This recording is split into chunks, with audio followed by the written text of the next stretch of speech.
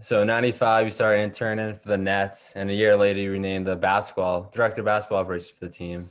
What were some of the steps that you took prior to getting that job? Well, I mean, I interned for almost a year there with Mm.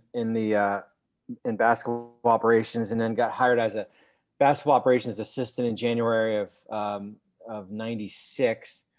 And my job responsibilities didn't really change much from going from basketball ops assistant to director of basketball ops. I mean, I went from working for Willis Reed, who was the general manager at the time, to John Calipari, who came in and was the head coach and oversaw all basketball operations. But I was doing probably 30 different things, handling the team travel, um, organized with agents, working with our scouts, a lot of administrative things. I really didn't start learning the salary cap until probably about 2000, and kind of just self-taught myself everything regarding the CBA and how trades work and transactions and how rosters are built. From there, kind of sat back for a couple of years and learned from others. But yeah, my knowledge of the CBA didn't really start until 2000. Oh, I saw you were part of the two finals appearances in New Jersey. What was it like being on those amazing teams led by like Jason Kidd? Yeah, so we made a Jason Kidd trade in June of 2001. We had just drafted Richard Jefferson and Jason Collins, Brian Scalabrine. We had drafted Kenyon Martin the year before. Byron Scott was our head coach. It was interesting because the support at the time wasn't great in New Jersey. You played in an arena right off the turnpike. You had 7,000-8,000 people coming to games, and I think it was fascinating just to see how, as that team got better, the interest got better. Kid was like that quarterback that you draft and just because basically can kind of put an organization on your back. And the interesting part is that we almost never got there because of we played Indiana team in the first round in 2002. We were the 1 seed, they were the 8 seed. It was best of 5 back then. Mm-hmm. But they weren't your typical 8 seed. They still had Reggie Miller and Jermaine O'Neal and Ron Mercer, players like that. And we wound up winning in that, I think it was a double or triple overtime game 5, to get to that next round, where we played, I believe it was Charlotte, and then wound up beating Boston in the Eastern Conference Finals. So we almost never even got there. I mean, the next year was a little bit of an easier path as far as where we got. The interesting thing about getting the finals, the first year we played that Laker team, which was dominant, and it was just kind of like we were That happy to team be was there type crazy. thing with Shaq and Kobe. The following year against San Antonio, we wound up winning game 2 on the road. And that's actually the last time a Nets, New Jersey, or Brooklyn team has won in San Antonio. But we actually, you think you have a chance. You tie the series at 4-2. You have a home game 5. You wind up losing that, and you have a pretty good lead in a game 6, and then you kind of just see that unfold, and you think you're always going to go back. And the following year, Jason gets hurt, and early in the part of the year, we lose to Detroit in game 7. Pistons wind up winning it all, and then that roster basically was broken up. Mm-hmm. So I think it just kind of taught us that you're not destined to be kind of in that finals every year. And the best that group was a conference semifinals. Yeah, during that second championship run, did Nets trade for Mutombo that year, right? Is Mutombo on the roster? We traded for Dikembe in the off season of 2002. We wind up signing Rodney Rogers.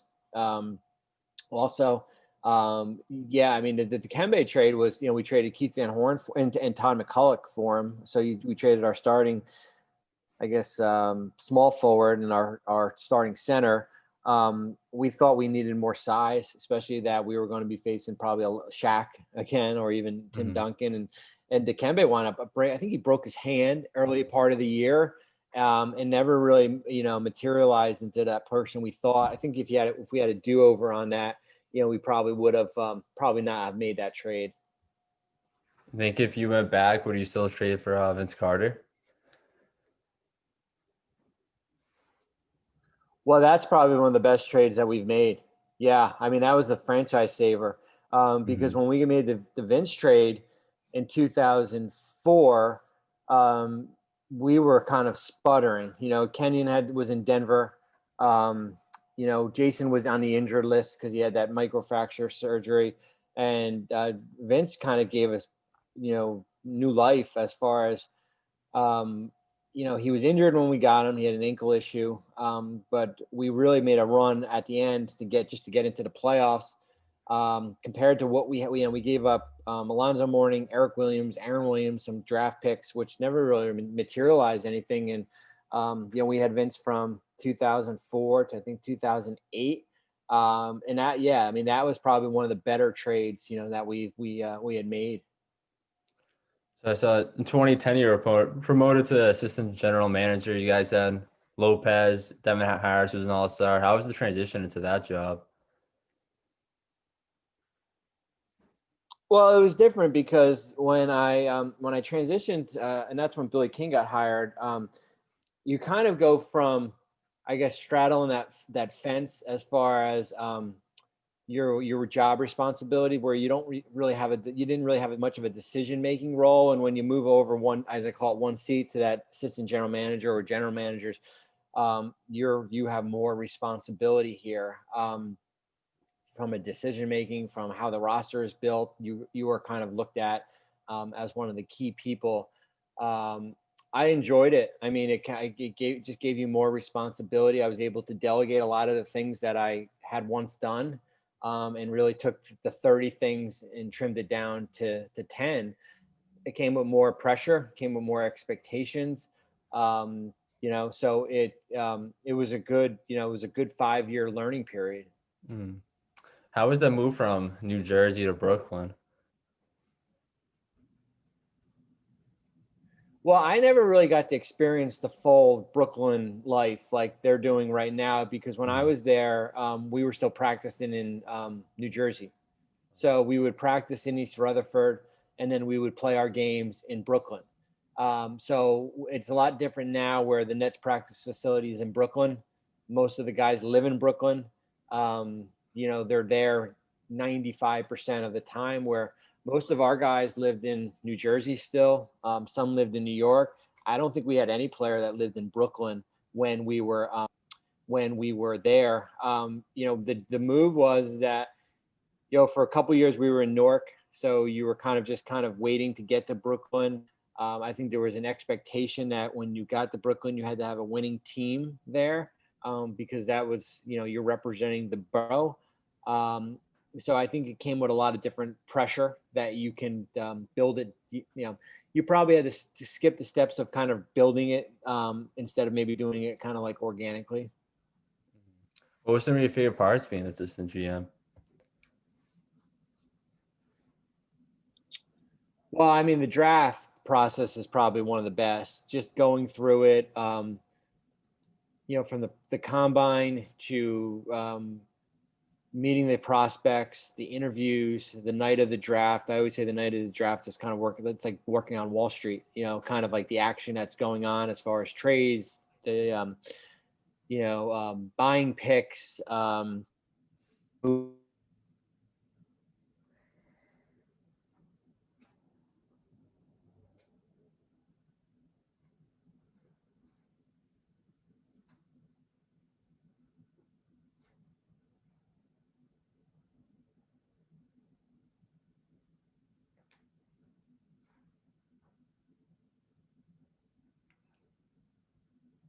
You're frozen on my screen again, if you can hear me.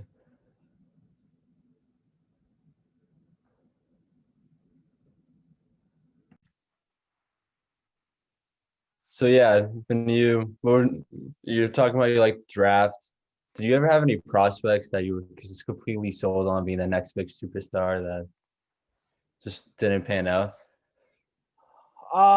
That didn't pan out.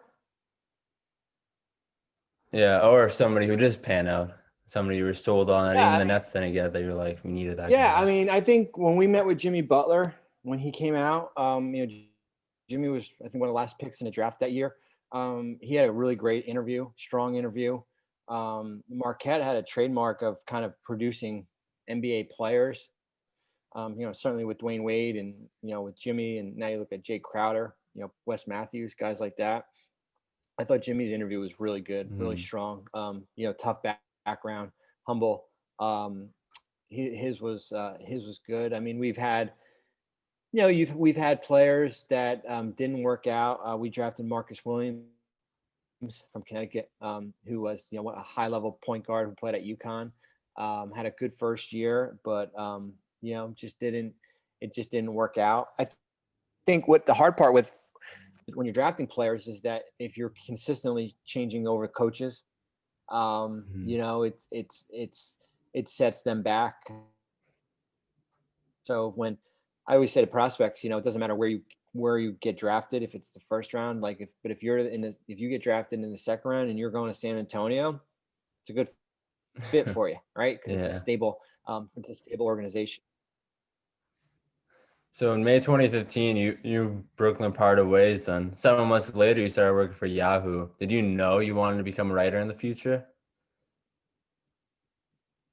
No, I had no idea what I wanted to do once, you know, when I wasn't with Brooklyn anymore. I took some time off, did a little TV work, got hooked up with somebody at Mark Stein from the New York Times hooked me up with somebody at ESPN and did some TV before the draft and after the draft. And I thought, maybe this is something I enjoy. And right after the draft, I basically just started going on social media and Twitter and was breaking down and analyzing free agency, kind of what to look for teams, philosophy, how team building, cap ramifications on trades and everything, and just kind of really built up a following um, to the point where it got a lot of attention.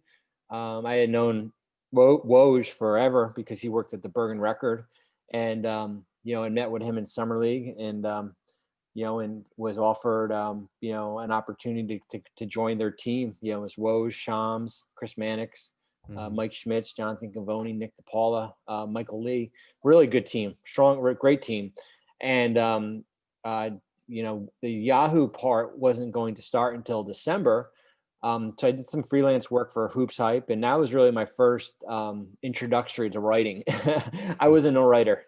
I'm not Zach Lowe or Brian Windhorst or any of these other guys. It took me a long time to how to figure out how to structure an article. Um, I'm continually doing it, still doing it here, but that got my, that was my introduction is writing a couple. My first article was actually about the summer of 16 and, got how the cap spike was going to impact Kevin Durant's That's decision as crazy far as where he timing. goes. And I remember I remember sitting in front of the computer and it just took me forever to write and, counting the words and, all that stuff. But yeah, that's kind of how I got my foot into in the door. Was anybody specific that helped you become a better writer? I just read a lot. I read a lot of of what everyone else does. Read more books, just kind of maybe pick up a lot of the stuff. A lot of the articles I kind of self create. Like the off season articles. That we're doing now at ESPN. We've done the last 3 or 4 years. That's something that started at Yahoo, and it's amazing. You go back and look at it. It was 700 words for a team, and now we're doing like 2,000 words for a team. So it just kind of gets better as far as adding, just adding kind of more, a little bit more than maybe what we were doing at one time. But if you're going to ask me to write a feature article on Tyler Hero, I'm probably not the person to ask to do that. If you're going to ask me how the Heat built their roster and what the future looks like, yeah, I can. That's something that's more in my kind of wheelhouse. So in 2017, you decided to join ESPN. At the same time, your colleague Adrian Wojnarowski decided to make the same moves. What has it been like working with Woj in the last 5 years? Yeah, so we myself, Woj, Mike Schmitz, Jonathan Cavone, Nick DePaul, we all went over a transition to ESPN. It was crazy because um, it happened really fast. Yahoo allowed me to meet with ESPN in, I think, late May, early June. And they basically gave me like a 10-day window to say, like, to get a deal done or an agreement done. And we were able to kind of work it out. And my first day, our first day was July 1st, first day of free agency. So it was like, it's just head spinning because you go to this monster of an organization. Yahoo is big, but you just go to, like, this monster of an organization run by Disney. First day of free agency. I think the first thing was the Paul George trade to Oklahoma City from Indiana. So yeah, it was it wasn't like we started in August when it was the dead period. Your head was just spinning. But it was awesome because it's like you're getting called up to the big leagues, right? I mean, like ESPN, as far as the hub of sports and everything. And it's so but yeah, I had never really done TV except for that little bit. Even with Yahoo, most of it was streaming. But so yeah, so it was definitely an adjustment in the beginning. Pretty cool. What's been some of your favorite moments working at ESPN and Yahoo? Well, with Yahoo, I think how we handled when we did the live shows with the draft, free agency, trade deadline. Those were, we had a good crew with Yahoo. Chris Mannix, Tom Crean would do the draft with us. Mike Schmitz. We really enjoyed. All of us would be on set. I enjoyed that. I think with ESPN, certainly last summer, the summer of Kawhi and AD going to the Lakers was off the charts. Just being involved in that I lived up there for about 2 months. That process there, the touch screens, getting comfort, familiarity, and comfort level to work those touch screens, which really took a long time for me to figure it out. So yeah, I think it's just, I think it's to try to deliver information that people can understand and for me not to confuse them. Right. So when I'm the Yeah. salary cap, I can make it like Greek philosophy, or I can make it like normal English. So that my goal is to try to make it normal English when I'm talking about the bird exception or cap space or hard cap or things like that, is to really just kind of explain it to people. What's been some of your favorite interactions with your colleagues and even athletes? Yeah, that's probably one of the best parts of being up there. When we're up in Bristol, we stay at the same hotel, and so you get to see the NFL guys, or who are doing TV, or if you're on campus, you get to see the guys who are doing NFL, or if they maybe have a team that came through. I was up there the one year when the Eagles won the Super Bowl, and they were up. That was the weekend of the trade deadline, and they came up, that the next day. So that was pretty cool. I think one of the cool things was, and I grew up a Cowboy fan, was Darren Woodson had worked for ESPN, and is not there anymore. But we shared we were at the airport, and we shared a shuttle going from the rental car to the terminal, and it was like, you're not supposed to be kind of in awe, of Yeah. people that you grew up watching or rooting for, but it was a pretty cool experience. I probably get more of in awe of you know NFL players than I do probably NBA. So in the MLB playoffs, we saw somebody ask Walker Bueller why his fans were so tight. Have you ever witnessed any bizarre questions like that? You know what? No, I've never. And I get some bizarre questions on Twitter or anything like that, but no, I keep it straight. I don't kind of deviate off. If I'm not an expert in something else, I kind of don't deviate off that. Yes, some of the questions that people say are crazy. And most of the time, it's in playoff games for some reason.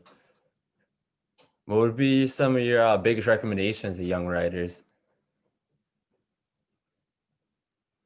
I would recommend. I mean, I think everyone's different as far as if you want to be a feature writer, or if you want to kind of do what I'm doing here. carry a notebook with you, or journal, write down your thoughts. If you're watching me on TV and you're thinking like, oh, that's a great, like, and jot it down and go back and look at it. If there's a trade going on, maybe write down how that happened.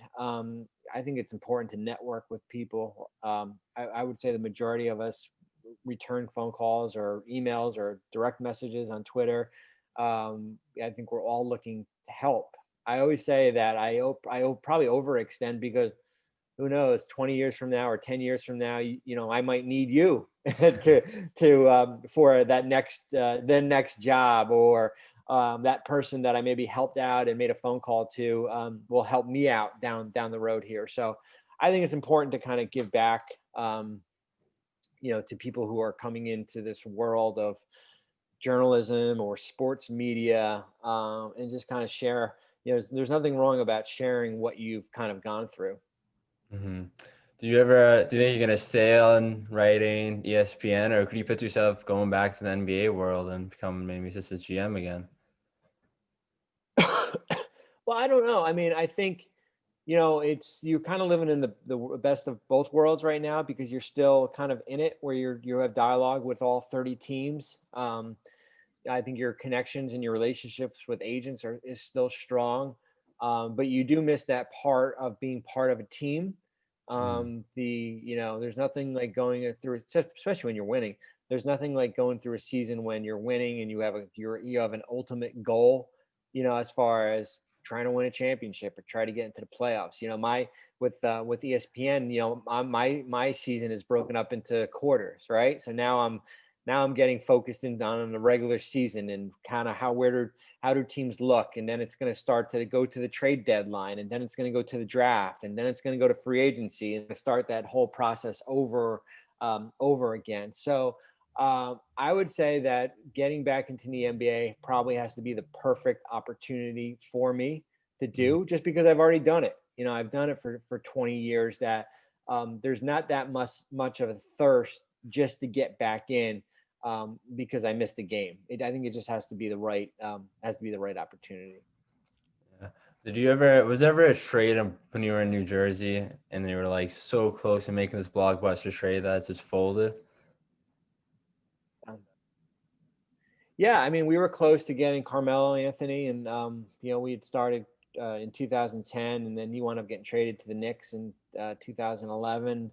We were close multiple times on that. The following year with Dwight Howard, when Dwight was in Orlando. That was something that stretched, 3 or 4 months there. So yeah, I mean, I always say that most of the deals that get rumored on Twitter or um, social media or whatever, like I would say like 95% of them never happen. Mhm. So, and once they kind of get out, it's hard to kind of, it's once a trade talks get out, it's hard for that to actually go through, because a lot of things get, I say that the well gets polluted a little bit.